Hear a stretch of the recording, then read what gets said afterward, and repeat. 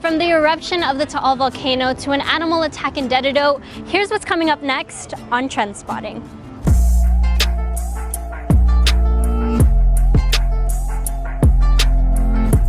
Day everyone, I'm Cami Aguirola and welcome back to another episode of TrendSpotting. Here are the topics that had you talking this week, starting with KOAM's Crime Time.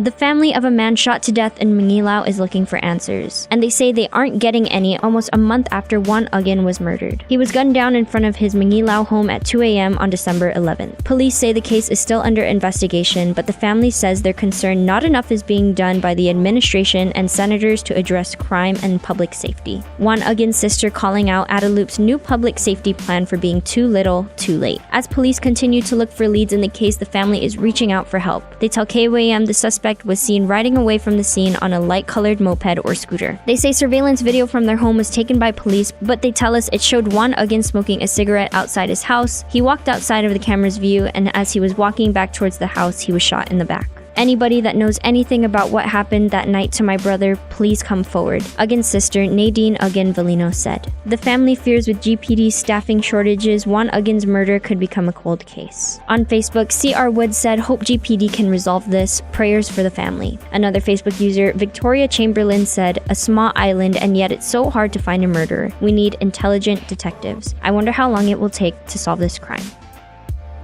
An elderly widower is fed up waiting for a burglar's arrest. Last week, the Leon Guerrero Tenorio administration rolled out its Safe for Guam initiative, a multi-pronged approach to tackle crime and drugs on Guam. But for a Tamuning resident, the implementation of this plan can't come soon enough. Patience is starting to wear thin for 80-year-old Tamuning resident Daniel Guerrero, who filed a report with GPD back in July of last year. The suspect, a woman, was caught on videotape. She stole $30,000 worth of his personal belongings, including gold and diamond rings, necklaces, and a Rolex watch. Many of the stolen items belonged to his beloved wife, who died just weeks after the burglary. GPD confirmed it was conducting an investigation, but said the case was on hold because they were investigating the homicide that occurred in Mangilao back in December. As for the Safer Guam initiative, the governor on Thursday sent several bills to the Guam legislature, which she asked senators to act on them immediately. On Facebook, Joseph Matsunonya said, you can hire a whole force, but how many are willing to do the job right up to hold the rules and regulations and standards? Top fan D. Timon now said, so sorry Mr. Camacho for the break-in. Where is justice here? An 80-year-old and this individual just comes and takes all his personal belongings. What kind of law do we have here? What are we waiting for if she already admitted she pawned the stolen jewelry? There is no direct threat to Guam after the Taal volcano eruption. A volcanic eruption about 40 miles south of Manila on Sunday temporarily shut down the capital's international airport, suspending all flights including those to Guam. The huge ashfall is affecting 4 large provinces including Metro Manila. Massive plumes of ash and steam were sent streaming into the air for hundreds of miles, and thousands of nearby residents have been evacuated. On Guam, the National Weather Service continues to monitor the ongoing activity associated with the Taal eruption. It says there is no direct threat to Guam or the Marianas, although visible haze is possible. Those with respiratory problems should stay up to date in case weather patterns change that could bring ashfall to our area. Over on Instagram, users took to the comments. At its.catb said, praying for all that are affected by this disaster. At Main Street Guam said, prayers for our Philippine friends and family. And at Happy Earthly Vegan said, hopefully no one is hurt. Prayers from Puerto Rico. Juan Pat resigns as Democratic Party chairperson.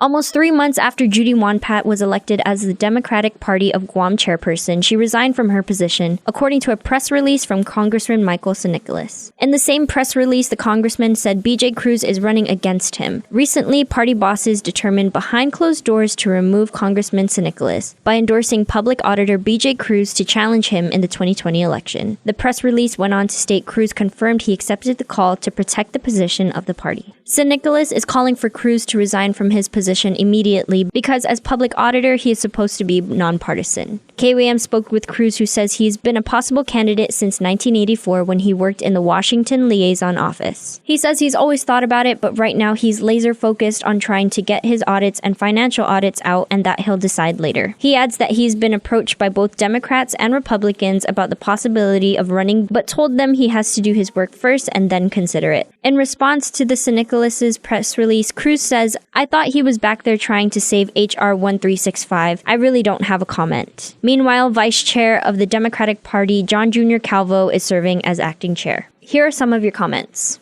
One Instagram user said, "What is this bickering about, party Democrats? Your constituents to serve or your power struggle?" In response to that, another Instagram user said, "I wondered the same. Enough backbiting, do work." Instagram user Westside Islander 671 said, "Democrats control the legislature, governor's office, public auditor office, and Congress office, yet they still fight each other. What is going on?" Drenched with gasoline and beaten with rocks, a dog was viciously attacked along Swamp Road in Dededo.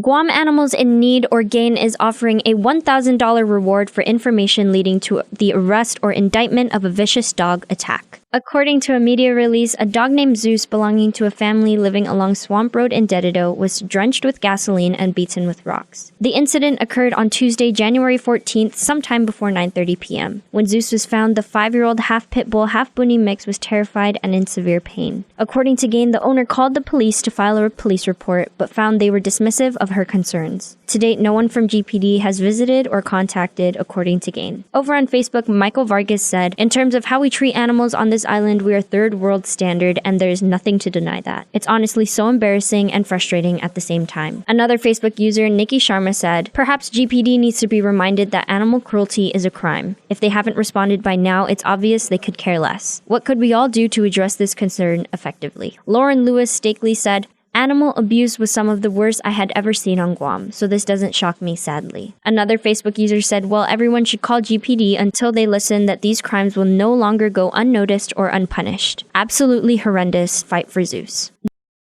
Lastly, check out KOAM deals at our website, koam.com, with specials from our partners Domino's, Winchell's, and Denny's.